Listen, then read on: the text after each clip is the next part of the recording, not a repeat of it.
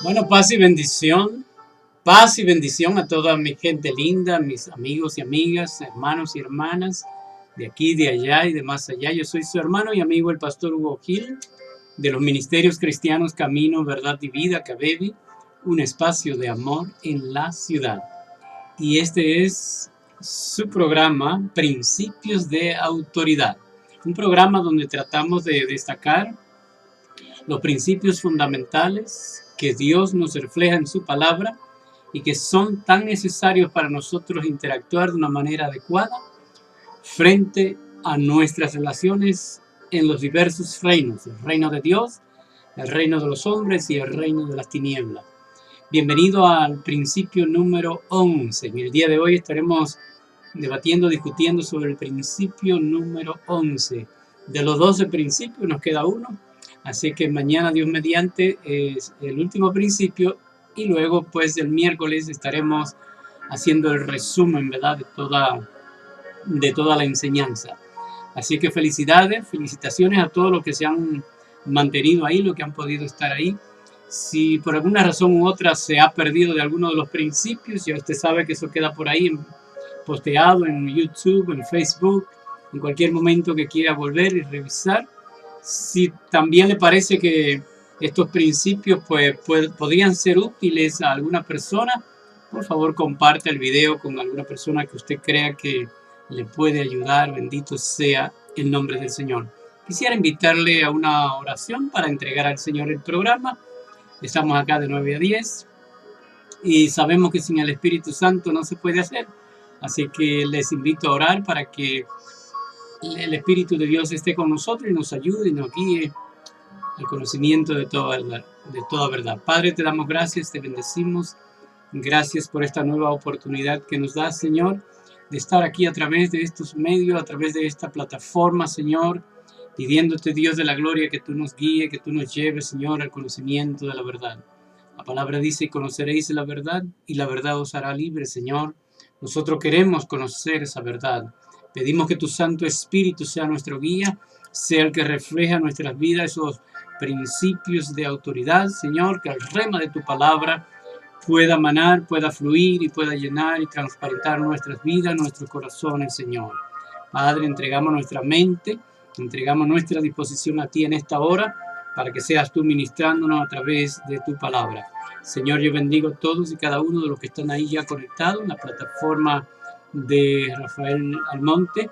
Bendigo a los que están en la plataforma de la pastora Belisa, bendícelo grandemente. A los que están en mi plataforma Hugo Gil, la bendición, la gracia y el favor de Dios sobre ustedes. Y a los que siguen el video a través de YouTube, la gracia y la bendición de Dios sobre sus vidas.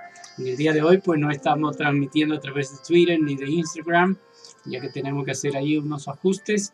Estamos grabando en cámara regular. Bendiciones a los que van a seguir el video más adelante, la cámara regular. Y también estamos grabando en audio, ¿verdad?, para tenerlo ahí en archivo, en audio. Bendito sea el nombre del Señor. Quisiera preguntar, para comenzar el programa de hoy, una reflexión, ¿verdad? Siempre comenzamos con un rompehielo, una reflexión. Y mi pregunta y mi reflexión en el día de hoy es: ¿has tenido la experiencia de tratar con una autoridad injusta, opresiva, medalaganaria, una autoridad abusiva? ¿Has tenido alguna experiencia de esa naturaleza con una autoridad que no parece entrar en razonamiento, que quiere imponer su criterio. ¿Cómo has tratado, cómo has resuelto esa situación? ¿Cómo te las has arreglado? ¿Qué experiencias has acumulado en el trato, ¿verdad?, con este tipo de autoridad? De que los hay, los hay. Usted sabe que hay autoridades que son totalmente dictatoriales, totalmente compulsiva, impulsiva, que no conocen razonamiento, sino que ejercen su autoridad de una manera hitleriana, de una manera dictatorial. Sabemos que en la historia de la humanidad pues ha habido los famosos dictadores, ¿verdad? Como Benito Mussolini en Italia, un dictador muy conocido, Adolfo Hitler en Alemania, qué sé yo, en Latinoamérica conocemos, ¿verdad? Augusto Pinochet en Chile, Trujillo en República Dominicana, y cada uno de nuestros países pues ha tenido su tipo de autoridad, ¿verdad? Un poquito ácida, ¿verdad? Medalganaria. ¿Cómo trata uno personalmente con esas personas? ¿Y cuál sería la manera provista por Dios en su palabra, en la Biblia, para nosotros tratar adecuadamente?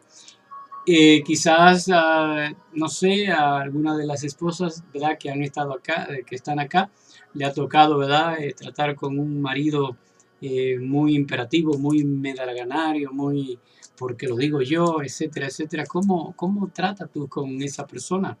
Quizás como hijo o como hija te ha tocado un padre o una madre, ¿verdad?, bien fuerte, con mano derecha, fuerte, estilo Margaret Thatcher, por ejemplo, que era una mujer, le decían la dama de hierro, una mujer fuerte en Inglaterra. Te ha tocado quizás tratar con un jefe del trabajo, ¿verdad? Un capataz, un jefe bien medalganario que cuando dice una cosa, aunque no haga sentido, aunque no tenga razón, decide imponer su criterio. ¿Cómo te las has arreglado? ¿Cómo te has hecho, verdad, para tratar? ¿Sabías que la Biblia nos da los parámetros para saber cómo tratar adecuadamente con ese tipo de autoridad abusiva, medalganaria, oportunista? Así como también nos enseña a tratar adecuadamente con una autoridad sana y saludable, también la Biblia nos enseña cómo debemos tratar con la autoridad que se sale de su nivel, ¿verdad? Que se le suben los humos a la cabeza. ¿Ok? Quisiera invitarle a que vayamos a la palabra de Dios. Tenemos un pasaje acá en el capítulo 12 del libro de Números. El libro de Números, capítulo 12. Me gustaría que leyéramos el capítulo completo, porque a la verdad que se concentra en el trato, ¿verdad?, con la autoridad, y cómo en la Biblia pues han ocurrido pues esos casos y cómo el Señor respondió, ¿verdad?, ese trato. Números, el libro de Números, capítulo 12. Amén. En el Viejo Testamento, Génesis, Éxodo, Levítico, Número y Deuteronomio, es el Pentateuco, ¿verdad? En el libro de Número, capítulo 12, lee la palabra de Dios en el nombre del Padre, del Hijo y del Espíritu Santo de esta manera. María y Aarón hablaron contra Moisés a causa de la mujer cusita que había tomado, porque él había tomado mujer cusita. ¿Ok? María, Aarón y Moisés son hermanos, hijos del mismo papá y de la misma mamá, ¿verdad? Estaban juntos. De los tres, ya ustedes saben que Dios escogió a Moisés para ser el guía del pueblo hebreo, del pueblo de Israel, sacarlo de la esclavitud de Egipto. Naturalmente, por mediación de Moisés, Dios tuvo que incluir a Aarón, el hermano de Moisés, y ahí estaba María, que también, pues, de una manera u otra, directa o indirecta, estaba incluida dentro de lo que era el liderazgo, ¿verdad?, del pueblo de Israel para ese entonces. Entonces acá dice que María y Aarón hablaron contra Moisés Y la razón por la que hablaron contra él fue que él se casó, se unió, ¿verdad? Dice la palabra, había tomado, una manera de decir, ¿verdad? No que se había casado legítimamente, sino que había tomado. Y en aquel entonces no era un asunto de un matrimonio así formal, de, ¿verdad? Exclusivo, sino que era parte, ¿verdad? De lo que constituye la desviación y la caída del hombre, ¿verdad? Porque eso llegó a imponerse como algo normal, aunque no estaba en el plan de Dios que eso se hiciera así de una manera normal. Él había tomado una mujer cusita, ¿verdad? Una mujer de una tribu que estaba allí como sirviente, como esclava, vamos a decirlo así, de él, y él pues la había tomado. La tribu de los cusitas era una tribu de piel oscura, o por lo menos más oscura que los israelitas, los hebreos, ¿verdad? Y Moisés se unió, a pesar de que Moisés tenía su esposa, ¿verdad? Tenía a Séfora, su mujer, con la cual había procreado dos hijos, Gersón y Kelión, ¿verdad? Dos hijos que había procreado con Séfora, su mujer. Sin embargo, Séfora estaba con el padrastro, ¿verdad? Con el suegro de Moisés, Jetro, y había quedado por allá con los muchachos mientras Moisés venía a la misión para la cual Dios le llamó. Entonces, esto provocó, ¿verdad?, murmuración crítica de parte de María y de Aarón. El hecho de que mencione a María primero quiere decir que ella tomaba la posición protagonística, ¿verdad? Era la que iba adelante en esto de la crítica hacia Moisés. Dice en el versículo 2, sigue diciendo, y dijeron, María y Moisés y Aarón dijeron, ¿verdad? Solamente por Moisés ha hablado Jehová. Me imagino que se lo dijeron al pueblo de Israel, ¿verdad? Solamente por Moisés ha hablado Jehová. ¿No ha hablado también por nosotros? ¿Eh? Ha hablado por María, ha hablado por Aarón también. Ustedes se dan cuenta dónde van ellos, María y Aarón, ¿verdad? ¿Dónde van? Criticando a Moisés, que Dios no necesariamente tiene trato nada más con él. Probablemente era una realidad, una verdad. Perdona la interrupción, pero decidí ponerme la chaqueta cool duro y estas son calientes. Probablemente la base de verdad era real, o sea, no solamente Dios habla por un hombre, no solamente habla por Moisés, pero eso no era lo que ellos querían decir. Ellos lo que querían era desacreditar la autoridad de Moisés, ¿ok? La autoridad de Moisés. En el versículo 3 dice, y aquel varón, en el versículo 2 termina diciendo, y lo oyó Jehová. ¿No ha hablado también por nosotros? Y lo oyó Jehová. O sea, oyó que María y Aarón estaban criticando a Moisés delante del pueblo. Lo oyó Jehová. Pero no simplemente que lo oyó, no simplemente que le prestó el oído, sino que, ¿verdad? Dijo, aquí hay algo que no está bien. Criticar a uno que es mi siervo, que me sirve, no está muy bien. O sea, lo oyó no quiere decir que simplemente lo escuchó, sino que le prestó atención y tomó la disposición de actuar Jehová, ¿ok? En el versículo 3 dice, y aquel varón Moisés era muy manso, más que todos los hombres que había sobre la tierra.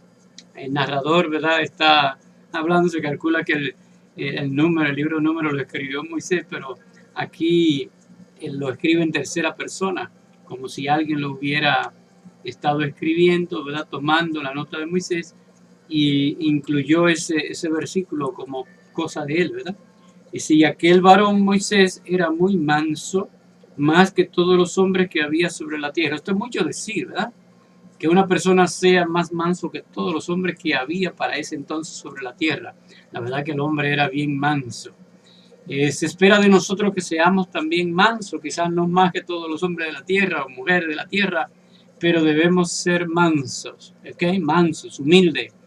Como yo siempre digo, nosotros los hijos e hijas de Dios debemos ser mansos, pero no ser mensos, ¿verdad? Hay una diferencia entre ser mansos y ser menso, ¿verdad? Menso es tonto, bobo, ¿verdad? Que se deja aborrigar de cualquiera, engañar de cualquiera. Está bien que seamos mansos, pero no que seamos mensos, ¿ok?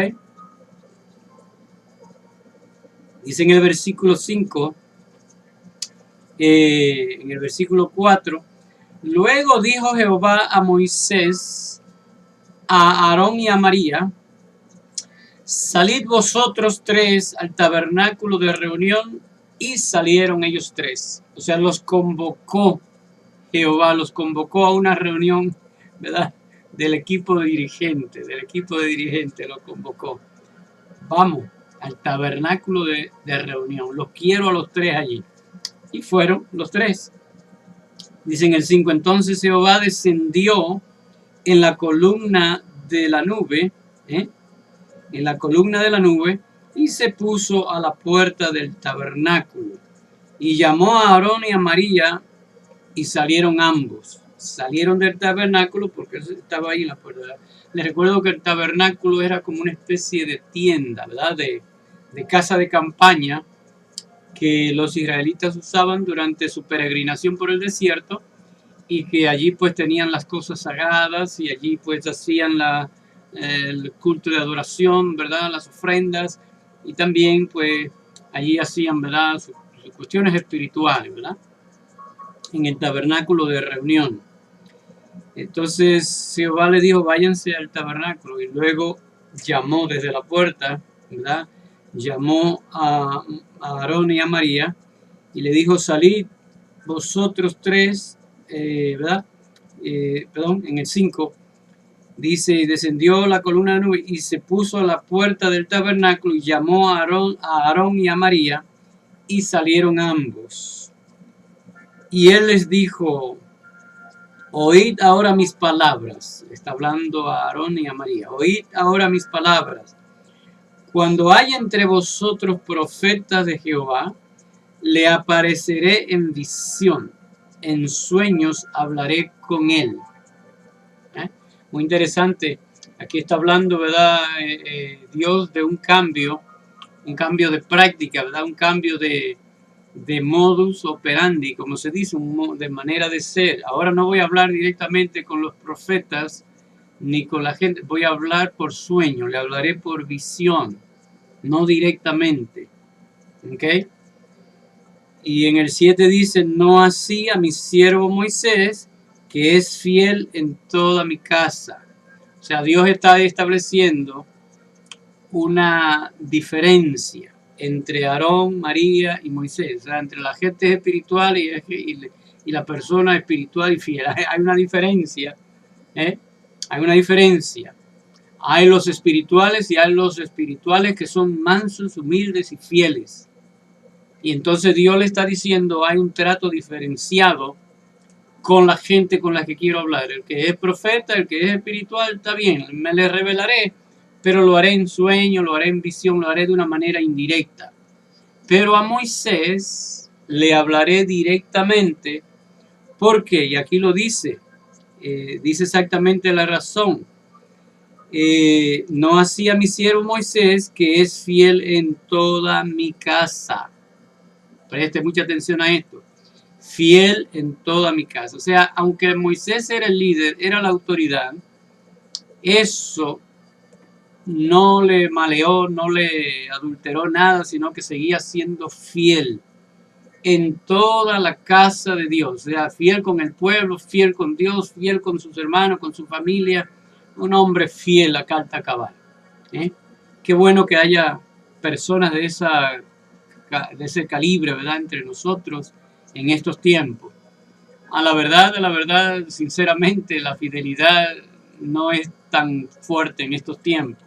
Estamos contaminados, nuestra mente, nuestros corazones se han contaminado de una manera tal que la fidelidad en estos tiempos es muy, muy relativa, muy escasa, La fidelidad es uno de esos productos muy extraños, muy escasos, que encontrarlo, el que la encuentre, pues agárrese de eso, porque no hay mucho de eso, ¿ok? La fidelidad entre padres e hijos, entre esposos y esposas, entre oveja y pastor, entre hermano y hermana, entre, ¿verdad?, autoridad y subalterno, maestros y alumnos. La fidelidad es una cuestión muy escasa y muy rara.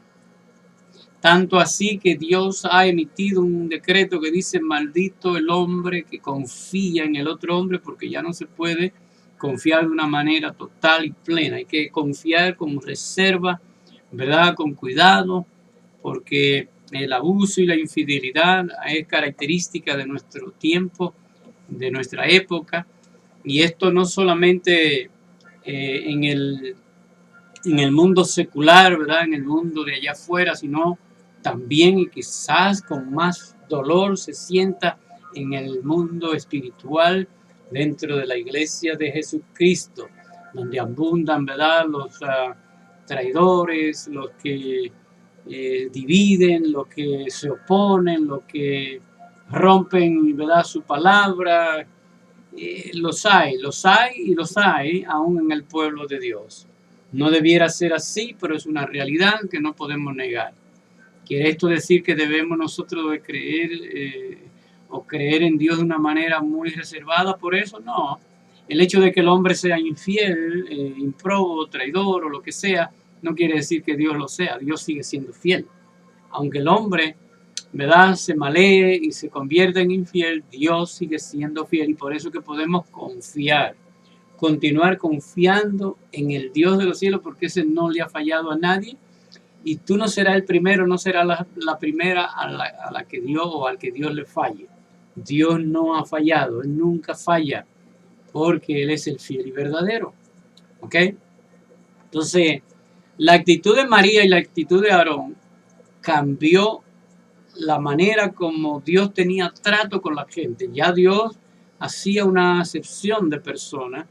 Claro, la palabra dice: Dios no hace acepción de personas en términos de la salvación, en términos, ¿verdad?, de la oportunidad. No hay acepción de personas. A Dios no le importa que sea hombre, mujer, esclavo, libre, ¿verdad?, o que sea de tal o cual nacionalidad, o de tal o cual cultura, o tal o cual raza.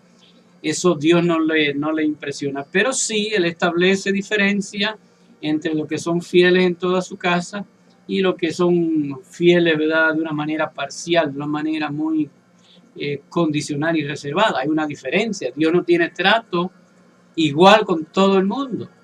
Dios le da oportunidad igual a todo el mundo. Ahí es donde no hay acepción de personas, pero sí lo hay en el trato, dependiendo de cómo es el individuo, cómo es la persona con relación a las cosas de Dios. No me diga usted que uno que ¿verdad?, se ha comportado como un sinvergüenza dentro del llamado y los planes de Dios, Dios va atrás, Dios le da la espalda.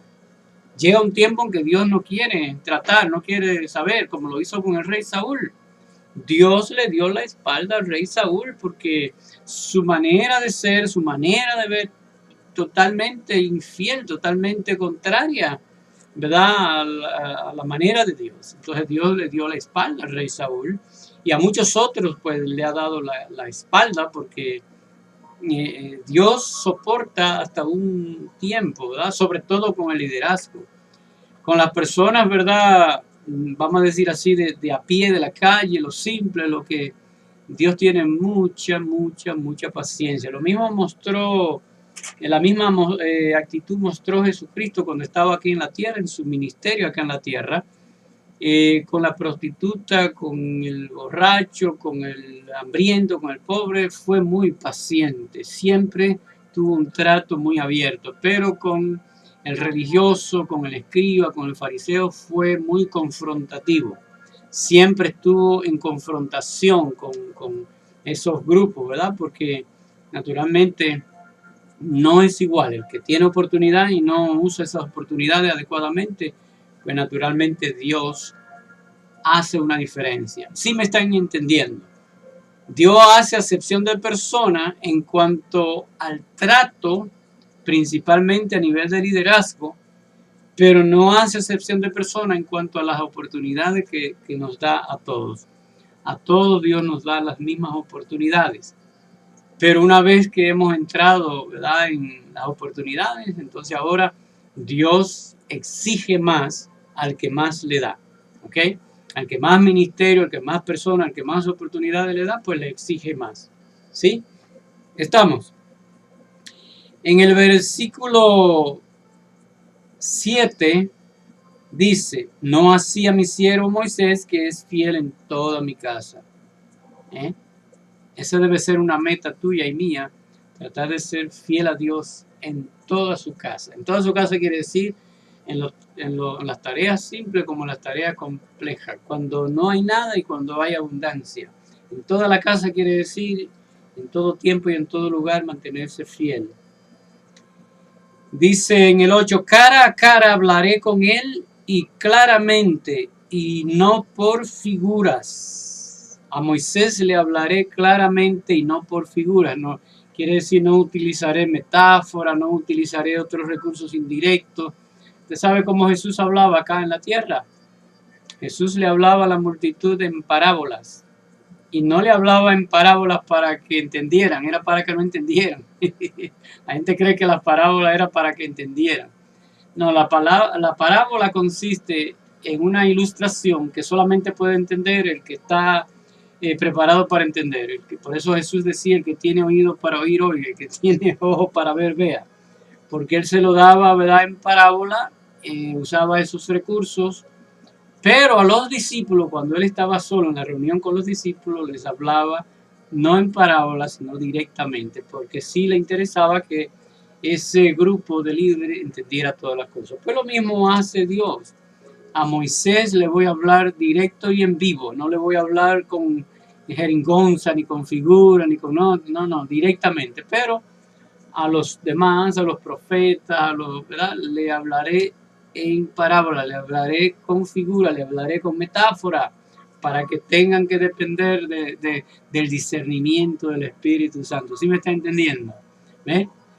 Se entiende que Dios tiene tratos diferentes con la persona diferente dependiendo, ¿verdad?, del trato que nosotros tenemos con Él. ¿Sí? ¿Sí se entiende? Ah, qué bueno, ustedes son muy acuciosos, muy inteligentes, porque es así, es así. Insisto, Dios es el mismo para todo en cuanto a las oportunidades que nos da las mismas oportunidades a todos.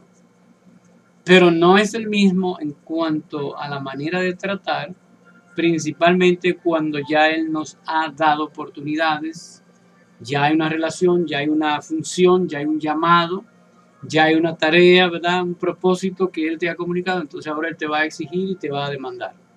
¿Ok? Bien, seguimos. Sigue diciendo en el 8, perdón, y verá la apariencia de Jehová, verá la apariencia de Jehová, o sea, él me podrá ver directamente, los demás no. Verá la apariencia de Jehová porque, ¿por qué? Entonces él le pregunta a Aarón y a María, ¿por qué pues no tuvisteis temor de hablar contra mi siervo Moisés? O sea, ¿por qué ni siquiera lo pensaron para hablar en contra de él? ¿Por qué lo criticaron directamente, sabiendo que ese es mi trato con él? Sabiendo que así es como yo lo considero. Dice en el 9, entonces, la ira de Jehová se encendió contra ellos y se fue. La ira de Jehová. Yo no me imagino, la verdad que no me alcanza la imaginación qué sucedió en ese momento. ¿Verdad? ¿Qué vieron María y Aarón cuando Jehová se airó? La ira de Jehová se encendió contra ellos. ¿Qué hizo Jehová? ¿Qué dijo? ¿Cómo tronó? ¿Qué tembló? ¿Verdad? Porque la ira de Dios no es una cosa fácil, déjeme decirle. Eso no es un juego de kindergarten. Cuando Dios está airado, está airado. Entonces la ira de Jehová se encendió contra ellos. Yo no quería, no me hubiera gustado estar en los zapatos de María ni de Aarón en ese momento. Yo no daría ni un chele, ni un penny prieto, ¿verdad? En ese momento cuando la ira de Jehová se encienda. Déjame decirte, esa ira de Dios está reservada, no ha desaparecido. Dios es amor, pero también es fuego consumidor. Esa ira está reservada. Lo que pasa es que no la manifiesta en estos tiempos por amor a su Hijo amado Jesucristo, el cual se sacrificó en esa cruz por ti y por mí. Él ha decidido, ¿verdad?, retener esa ira, la ira de Dios, la ira de fuego consumidor, retenerla, pero eso no va a ser para la eternidad. Esa ira va a ser soltada en un momento dado para juicio, ¿verdad?, y condenación de todos los malos, ¿verdad?, todo lo que merecen eso, ¿verdad? Dice que él se fue, y en el 10 dice, y la nube se apartó del tabernáculo, se apartó la nube, ¿verdad?, la presencia de Dios se apartó, y he aquí que María estaba leprosa. O sea, desde el momento que se apartó, entonces a María le cayó lepra. La lepra en los tiempos actuales no es una enfermedad, vamos a decir, prácticamente ya no existe, pero en aquel entonces la lepra era una enfermedad terrible. Era como si dijéramos peor que el cáncer o que el SIDA en estos tiempos. Era una enfermedad que no tenía solución. La persona que caía con lepra prácticamente lo sacaban fuera, ¿verdad?, de la comunidad, fuera del pueblo, porque la lepra era muy contagiosa. Además de ser muy contagiosa, la lepra era muy, ¿cómo llamarla? Era muy impura espiritualmente, pero también en el sentido social. En el sentido social era muy impura, muy difícil. Tengo que reconectar acá. La lepra tenía muchas connotaciones sociales de separación, ¿verdad? Era apestosa también, horrorosa. Ver a una persona llena de llagas y maloliente y qué sé yo, era muy difícil. Entonces, el leproso tenía que ser separado de la comunidad, no solamente por el asunto de la contaminación, sino también por el aspecto, era bien horroroso. Entonces, María estaba leprosa como la nieve, o sea, una lepra terrible. Dice, y miró Aarón a María, y he aquí que estaba leprosa. O sea, Aarón vio y confirmó que le había caído lepra.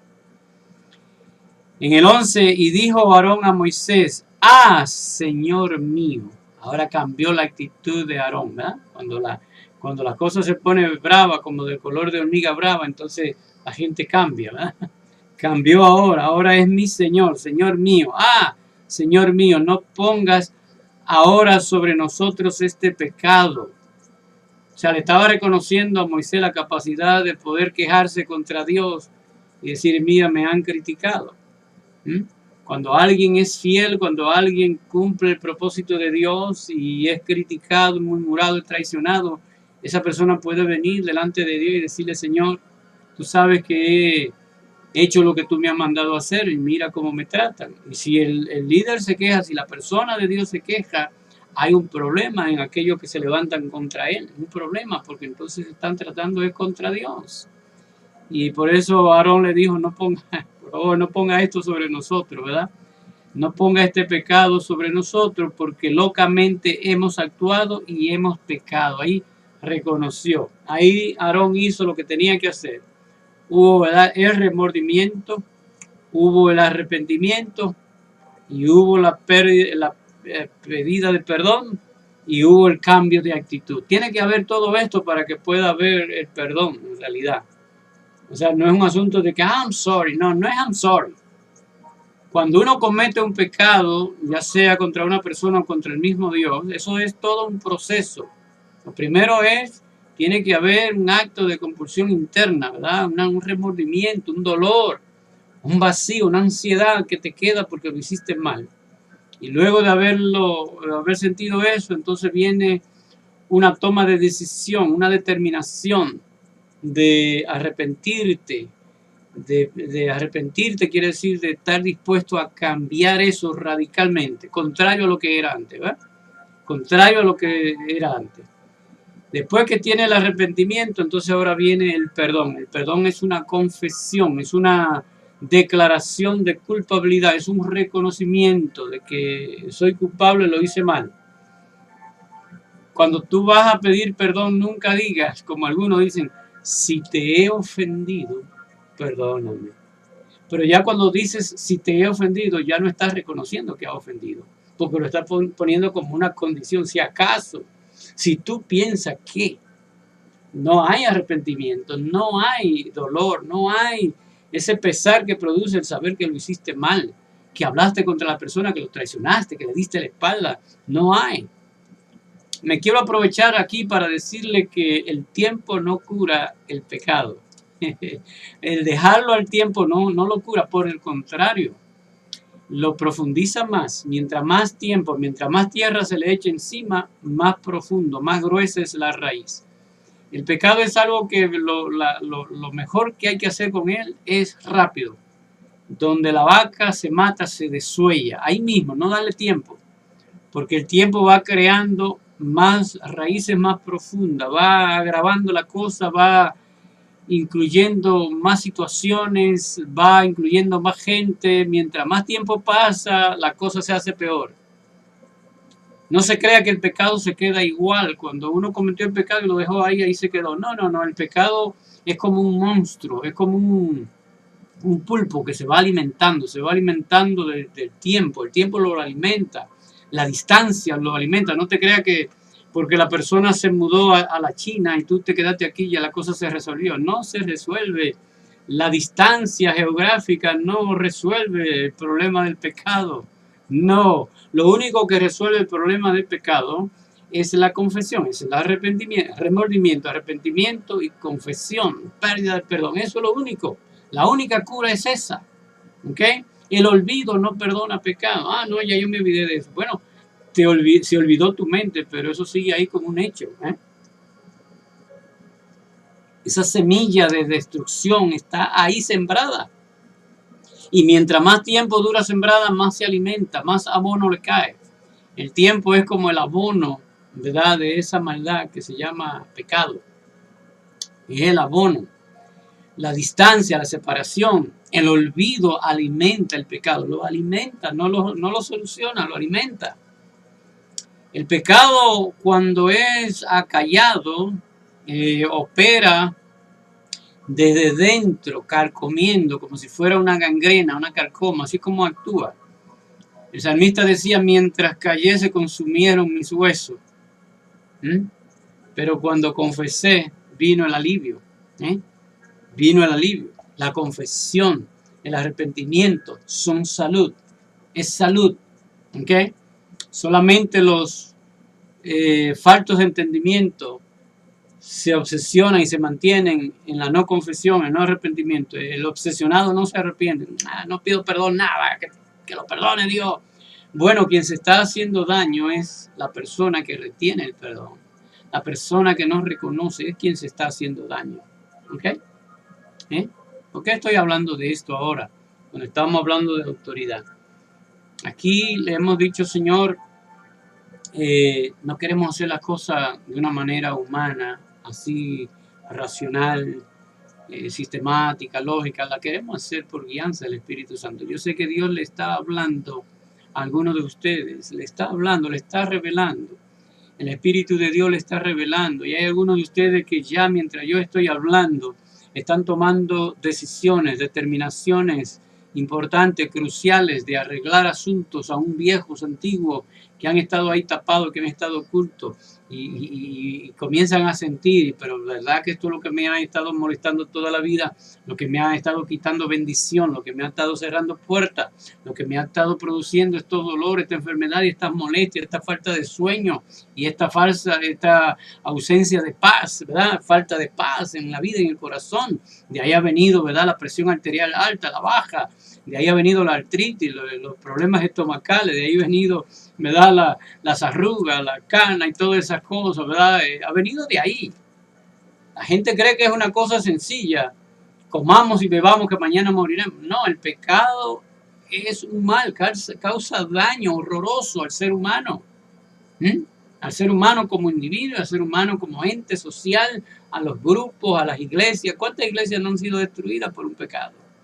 Un pecado de un líder destruye, no solamente destruye la organización, destruye la iglesia, gente que se van al mundo y que deciden no creer más, gente que se pierde. Usted sabe la cuenta que ese líder tiene que darle a Dios por esa gente que se fueron, que se descarriaron y que ahora no creen en nada ni en nadie por la traición. Claro, no estuvieron preparados para seguir creyendo a pesar de, porque el hecho de que una persona falle no te da a ti derecho de negar a Dios o de dejar a Dios. Falló la persona, pero Dios no te ha fallado. ¿Ah? Bendito sea el nombre del Señor. Dice entonces que María estaba como leprosa. Entonces Aarón fue sabio y dijo, hemos pecado. No nos tomen en cuenta esto, vamos a resolver esto, estamos dispuestos a hacer lo que sea. Entonces le dice Aarón en el 12, no quede ella ahora como el que nace muerto. Esa era la condición de un leproso, ¿verdad? Como el que nace muerto, un nati muerto, ¿verdad? Cadáver, así iba a quedar como un cadáver. Dice que al salir del vientre de su madre tiene ya medio consumida su carne, podrida, en otra palabra. En el 13 dice entonces Moisés clamó a Jehová diciendo, te ruego, oh Dios, que la sanes ahora. Qué lindo, ¿verdad? Qué lindo. No se viró Moisés y le dijo, tú ves, te lo dije, no inventen contra el ungido de Jehová. El ungido no tiene que recordarle ni estrujarle a nadie su unción ni su categoría espiritual. El ungido lo que tiene que dejarle todo en las manos del Señor. El ungido no tiene que defenderse ni bravear tanto, ¿verdad? Que sea Dios el que le defienda, ¿eh? Nosotros nos hemos convertido en expertos en defendernos, por eso Dios nos interviene y dice, bueno, pues ya tú te defendiste, ¿qué hago yo? Tú no me has dejado nada a mí. Pero Él dice, dad lugar a la ira de Dios, mía es la venganza, dice el Señor, yo pagaré el precio, no te preocupes, no te vengues, no os venguéis vosotros mismos, sino dad lugar a la ira de Dios, deja la oportunidad a Dios de que Él enjuicie a quien tiene que enjuiciar. A veces nosotros queremos, ¿verdad?, salir adelante y brincarle adelante y Jehová, no, tú eres demasiado misericordioso, tú, ¿verdad?, va a tener demasiado misericordia. Yo no tengo misericordia, le brinco arriba, lo tiro, le hago lo que sea. Así no debe ser, amén. Así no debe ser. En el 14 dice, respondió Jehová a Moisés, pues si su madre hubiera escupido en su rostro, ¿no se avergonzaría por 7 días? Dice lo que sucedía cuando un padre escupía en el rostro del hijo, ¿verdad? En una vergüenza, por lo menos 7 días de ostracismo, por el vituperio, la vergüenza que eso significaba. ¿No se avergonzaría por 7 días? Sea echada fuera del campamento por 7 días y después volverá a la congregación. En otra palabra, les disminuyó la consecuencia por intercesión de Moisés. Fíjese que ni Aarón, que era el sumo sacerdote, perdió autoridad. Aarón perdió autoridad para interceder delante de Dios en el minuto que le hizo eco a María con su murmuración y su crítica. Porque la cosa comenzó con María, Por eso Aarón no fue leproso, ¿verdad?, como María, porque él no fue que comenzó el asunto. Sí sufrió consecuencias porque ya Dios no le está hablando cara a cara, de tú a tú, sino que le está hablando, ¿verdad?, por visiones, por cosas. Sufrió consecuencias Aarón, pero no al punto de María. Por eso siempre los cabecillas en la traición, en la división, son siempre los que van a pagar más la consecuencia. Los que los siguen sí pagan también, sufren consecuencias, pero no al mismo nivel, Así que mucho cuidado usted con hacerse cabecilla de nada, ni tampoco seguir a un rebelde, a uno que se opone, que divide. No siga a ningún divisionista, porque que sigue a un divisionista va a terminar mal, como el divisionista también. Va a terminar mal. Es posible que por unos años aparente como que todo está normal, pero al final de la jornada, el que sabe, sabe, y el que no sabe nada. Al final de la jornada, el juicio de Dios llega. Y cuando llega, así como yo le dije que el pecado, mientras más tiempo se dura sin tratar, lo peor es, así también es el juicio. Así también es el juicio. A nosotros no nos conviene la actitud que ha adoptado Dios de cruzarse los brazos y no hacer nada, dejando que la ira de Él se manifieste al final. Cuando la ira de Dios se manifiesta al final es porque ya no hay salida, no hay solución. Es mejor que Dios le caiga encima de una vez, como hizo con María y con Aarón, de una vez, ¡pam!, al instante. Imagínense si Dios hubiera retenido su ira y se va y no hace nada. Ellos hubieran creído que estaban bien y se quedan así. Cuando viene al final, le cae el yaguazo final, que ya no hay tutía, como decimos los dominicanos, ya no hay solución. Pero él ¿verdad?, la hirió con una lepra, ¿verdad? Y aprendieron la lección. Dijo, hemos hecho mal, vamos a arrepentir, vamos a resolver esto. Y resolvieron. Porque tanto Aarón como María volvieron a su ministerio, volvieron a ser parte del pueblo, ¿verdad? Dice entonces en el 15, así María fue echada del campamento 7 días y el pueblo no pasó adelante hasta que se reunió María con ellos. Si eso es lo que causa el pecado de un líder, de un miembro, atrasa la marcha del pueblo, atrasa el propósito de Dios, retarda la visión, que ese es el problema, que la gente cree que pecar es una cosa como muy superficial, que no hace nada. El pecado es horroroso, el pecado causa cambio, daño, causa estrago, causa trauma en todo el grupo. El pecado es horroroso.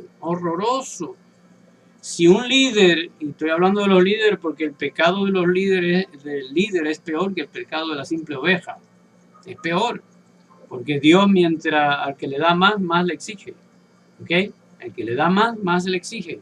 No es lo mismo que peque uno ¿verdad?, que se acabó, un alma que se acabó de convertir y que todavía está en los pininos, que pecó de cosas.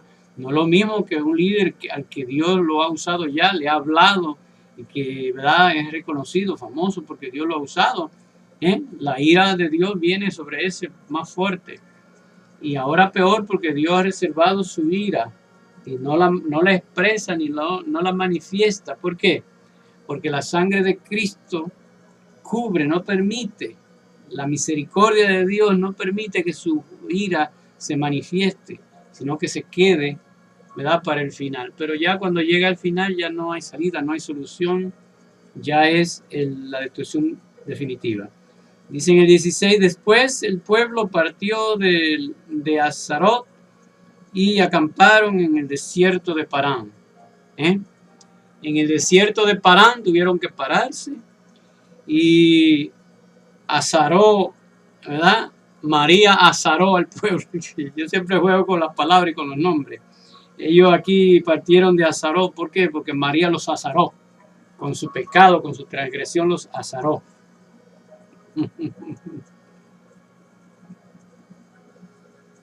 ¿Qué es lo que sucede con el grupo cuando uno peca? Cuando uno transgrede la ley de Dios. Ese pecador, ese azara al grupo completo, lo daña, le quita bendiciones, le roba oportunidades al grupo completo. La gente se cree que el pecado es algo como bien suave, bien... No, el pecado causa daño horroroso, estragos en la familia, en los grupos, en la congregación. Eso causa horror. Es como un cáncer. El cáncer, cuando surge, no solamente se queda en un solo órgano, sino que comienza a atacar a los demás órganos. Y llega un momento en que hace metástasis. ¿Sabe lo que es metástasis? Cuando ya comienza a afectar las otras células de los otros órganos y comienza a invadir el cuerpo completo.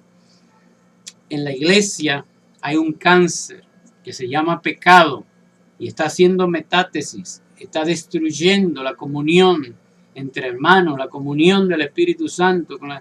No hay trato en la iglesia. Ahora las iglesias se han convertido en clubes sociales, en centros de entretenimiento, centros, ¿verdad?, de ir a sentirse bien, ¿verdad?, animarse los unos a los otros, ¿verdad?, para sentir que la vida no es tan dura como parece, qué sé yo. Ese no es el sentido de la iglesia, eso no es el propósito. No es entretenerse, es transformarse. Pero ya no hay transformación. ¿Cuántos hombres y mujeres usted ve que entran a la iglesia y se cambian su carácter? Al parecer ahora como que la iglesia no tiene poder para transformar a nadie. La gente sigue tan sinvergüenza como entró, o quizás peor. A veces cuando estaban en el mundo hacían sus maldades, pero ahora en el Señor hacen las maldades con letras mayúsculas. Ahora es mayúscula, es peor. Es peor. Entonces es el cáncer del pecado que se le ha entrado a la iglesia, lo han dejado entrar, lo han dejado sentarse ahí, entronarse, y ya usted sabe, no hay salida, no hay solución. La única salida y la solución es el arrepentimiento genuino y sincero.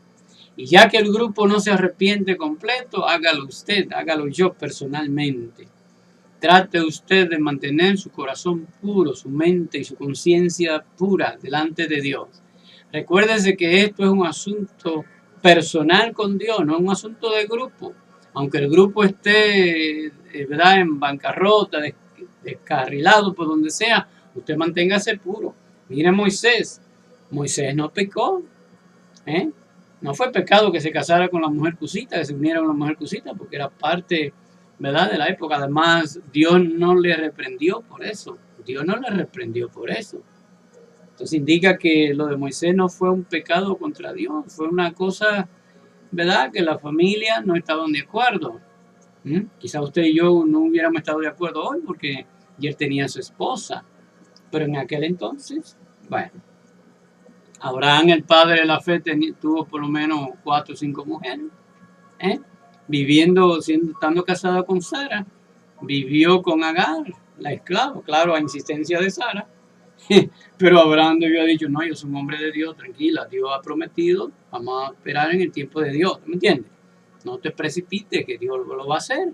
Pero Abraham se quedó calladito y aprovechó a Agar y metió mano y ahí salió Ismael.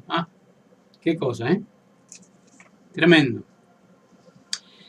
Bueno, entonces, ¿cómo nosotros tratar con la autoridad que es medalganaria? Aquí, por ejemplo, vamos a poner Moisés, fue una autoridad medalganaria en el sentido, a los ojos de Aarón y de María, ¿verdad? Porque se casó con una mujer prieta, cosita, ¿verdad? Vamos a decir que es una autoridad inadecuada. ¿Qué hicieron ellos? Hablaron contra él, denigraron. No es la forma ni la manera como se debe tratar con la autoridad. El siervo no puede sentar en el banquillo de los acusados al que está en autoridad. No es prerrogativa del siervo, del subalterno, juzgar. Cuando la palabra dice no juzguéis, aquí es a lo que se está refiriendo. Si tú eres subalterno, si tú eres el trabajador, eres la oveja, eres el discípulo, eres, ¿verdad?, el empleado, no te puede poner a condenar al que está en el liderazgo. Cada uno tiene su nivel. El nivel tuyo no es enjuiciar al que está encima de ti. ¿Ok? Los jueces, todos nosotros podemos ser jueces y podemos juzgar, pero para juzgar tenemos que juzgar a los subalternos, a los que están por debajo de nosotros, juzgar, determinar, esto está mal, esta es la disciplina que toca, aquí te tienes, pero a eso a los que están bajo tu sombrilla, bajo tú, no al que está encima de ti. El que está encima de ti debe juzgarlo una autoridad que está encima de él, ¿ok? Una autoridad por encima de él. Fíjate lo que sucede con una nación, por ejemplo. Un senador no puede venir a acusar y a sentar a un presidente. El presidente es superior. Para poder juzgar al presidente tiene que reunirse todos los senadores juntos de mutuo acuerdo, entonces ya constituyen, ¿verdad?, una autoridad superior. ¿Ok? O sea, la autoridad no puede ser juzgada por alguien que está a una escala inferior, alguien que está subalterno a esa persona. ¿Y cómo tratar entonces? ¿Cómo tratar con ellos? Bueno, dejar que la autoridad máxima sea la que se encargue. En este caso, en el caso nuestro, dejar que sea Dios el que trate con ese líder. Los miembros de una congregación, las ovejas de una congregación, no son quienes para estar juzgando al pastor, sentándolo en el banquillo. No. Lo tuyo es dejar que Dios lo haga, orar a Dios y claro, no dejarte contaminar. No dejarte contaminar ni perder la fe porque el hombre ha fallado. pero ponerlo en la mano del Señor. Un presidente, los ciudadanos, a un presidente, ponerlo en la mano del Señor. Naturalmente los ciudadanos, por su carácter secular, no saben esta estrategia, no saben este recurso y por lo tanto comienzan a tirar bombas y pancartas y caminatas y cuantas cosas, ¿verdad? Y a quemar gomas. Son la manera de la ignorancia, una manera inadecuada de cómo tratar los problemas, pero en el pueblo de Dios no debiera ser así. Nosotros sabemos cómo tratar esos problemas, venir delante de Dios y presentarle el caso a Dios. David nunca se enfrentó al rey Saúl, nunca lo denigró, nunca lo criticó, nunca lo acusó delante de nadie, sino él dijo, él es el ungido de Jehová. Es el ungido de Jehová y dejó que sea Dios el que trate con él. Que sea Dios el que trate con él. ¿Ok? No David. David era un subalterno del rey Saúl. Entre tanto, ¿verdad? Le llegaba su oportunidad de ser rey. Pero mientras todavía no era rey, era un subalterno, un súbdito. Y David entendía que los súbditos no están para juzgar o enjuiciar al que está en nivel de autoridad superior. Lo mismo un maestro que se ponga a juzgar al principal de la escuela. No, es una cosa totalmente inadecuada. Quien debe juzgar al principal de una escuela es el director del distrito. Y quien debe juzgar al director del distrito es el director general de educación. Y quien debe juzgar al director general de educación es, ¿verdad? La cartera de educación, allá el presidente con el equipo del gabinete. Ellos se reúnen y juzgan. El presidente tiene autoridad para todo lo que están debajo de él, decirle, you are fired, que es lo que está diciendo Trump, o comenzó diciendo Trump, ¿verdad? Con mayoría, you are fired, lo mismo que hacía en el programa. Pero él tiene la prerrogativa, tiene la autoridad para hacerlo. Pero cuando usted ve a una gente de que marchando, it's not my president, eso se llama una idiotez, es tu presidente, lo quieras o no, haya votado por él o no, es tu presidente, porque es el presidente de la nación. Es una falta de sentido, no entender las cosas, decir, he's not my president, no. Entonces tú no eres ciudadano de este país, vete entonces para la China, Vietnam, Japón, porque algún presidente vas tú a tener. Tú no eres independiente, tienes que tener un presidente. Te simpatice o no, lo elegiste o no, ya es tu presidente. He is your president, ¿ok? De que no te agrade es otra cosa, pero es tu presidente.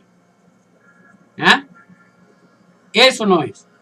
Eso es así. O sea, el hecho de que sea malo, de que no te agrade, no quiere decir que no está en autoridad. Hay que reconocer la autoridad. El hecho de que Moisés no le agradó a María, ¿verdad? Lo que hizo, a María se desagradó y Aarón también, pero era la autoridad. Era la autoridad. Y no supieron tratar con él adecuadamente, no supieron mover el asunto. Quizás si María hubiera orado, o hubiera, ¿verdad?, ayunado, o se hubiera compungido, Señor, mira, que esto va a afectar al pueblo, y hubiera venido delante de Dios, a lo mejor Dios trata con Moisés, si es que era inadecuado, ¿verdad? Trata con Moisés. Así es como Dios quiere que nosotros tratemos con las autoridades injustas, que vengamos delante de Él y que nos humillemos y que, ¿verdad? Incluso podemos pedir perdón por esa persona, con lo que se llama el perdón identificativo, el arrepentimiento identificativo. Nosotros podemos, como parte del grupo, hacerlo. Pero tenemos que aprender cómo tratar adecuadamente, ¿verdad?, con la autoridad. La autoridad siempre debe funcionar dentro de su escalafón de autoridad, dentro del límite de la función para lo cual fue elegido. Nunca la autoridad debe sobrepasarse los límites, nunca debe actuar sobre otro campo que no es su campo. El hecho de que sea autoridad aquí no le quiere decir que es autoridad allá. Por ejemplo, acá en Estados Unidos puede haber un gobernador que tiene toda su autoridad dentro del estado, pero no puede ir a otro estado a ejercer su función. No puede. El gobernador de la Florida, Scott, ¿verdad? Rick Scott, va a Nueva York y quizás, bueno, lo tratan, ¿verdad? Es el gobernador, pero él no puede ir allí a mandar ni a decir nada. El gobernador de Nueva York, que tiene plena jurisprudencia allí para actuar. Sí, cada autoridad debe estar dentro de su escalafón, dentro de su nivel. ¿Ok? Bueno, ya hemos destacado la importancia que tiene la autoridad. Todo se permea y se mueve en base al principio de autoridad. En los cielos, en la tierra y debajo de la tierra. Todo es autoridad. La autoridad es como si fuera la savia que circula a través de todo el árbol, como la sangre a través de todo el cuerpo. Hay un uso adecuado de la autoridad y hay un uso abusivo de la autoridad. Porque la autoridad llega a un momento en que se corrompe y hace uso abusivo de su posesión para ganar favores, prebenda, para aumentar, ¿verdad?, su posición. Hay gente que usa su autoridad para obtener favores sexuales o para tener posiciones o para tener dinero. Bien, porque como eres autoridad tienen que venir y darte, ¿verdad?, para poder tú funcionar. Si tú eres autoridad, nadie necesita alimentarte para que haga tu función, ¿verdad? Debieras actuar en base a lo que es la naturaleza de la posición en la que estás, no porque nadie te ofrezca, ¿verdad? Eso se llama corrupción. Si tú para actuar tienes a alguien que venir y ofrecerte algo extra, eso se llama corrupción. Del nivel que sea, eso es corrupción. Tú no le tienes que dar nada a ese juez para que ejerza su función. No le tienes que dar nada a ese policía para que ejerza su función. Y al hecho de ser policía ya tiene que hacerlo por el hecho de que es policía. Ah, no, que si me dan tanto, entonces yo hago la sentencia. Está bien. Eso es corrupción. De eso hay mucho. La corrupción es algo inflagrante, ¿verdad? Una cosa es ser autoridad y otra cosa es ser autoritario. Son dos cosas totalmente diferentes. La dictadura no tiene nada que ver con lo que es la unción de autoridad. La dictadura es una enfermedad, un uso enfermizo de la autoridad. Ningún dictador es autoridad legítima. Todo dictador es una autoridad enferma, ¿verdad? Así como hay presión arterial alta, hay, ¿verdad?, autoridades que se les sube la presión y se convierten en dictadores. Y los dictadores no solamente en política, en congregaciones hay dictadores, yo los conozco. Hay dictadores que no le tienen nada que envidiar a Hitler o a Mussolini. Y lo hacen bajo el respaldo de así dice el Señor y con la autoridad espiritual que doblega la mente, doblega el corazón. Hasta peores son. Los dictadores que usan, ¿verdad?, la plataforma de la fe son peores que los dictadores que usan las armas, ¿verdad?, el comunismo y todas esas cosas. Son peores porque están tratando con la conciencia y están tratando, ¿verdad?, con el buen corazón, el buen deseo y la buena voluntad de las personas. ¿Ok? Autoridad justa, tratar con respeto, sujeción a ella, obediencia. Autoridad injusta, obedecer a lo que te corresponde, seguir lo que te responde, decirle que no cuando va en violación con principios y meterlo en la mano de Dios, meterlo en la olla de Dios. De esa manera es como se trata con la autoridad injusta. Amén. Jehová te bendiga, te guarde, Jehová va a resplandecer su rostro sobre ti, Jehová tenga de ti misericordia y ponga en ti paz. Te bendigo en el nombre de Jesús, te deseo lo mejor de lo mejor y declaro que el favor de Dios, el bien de Dios está contigo y te alcanzará. A ti y a tu familia, tú y tu casa son bendecidas en el Señor. Paz y bendición. Nos vemos mañana.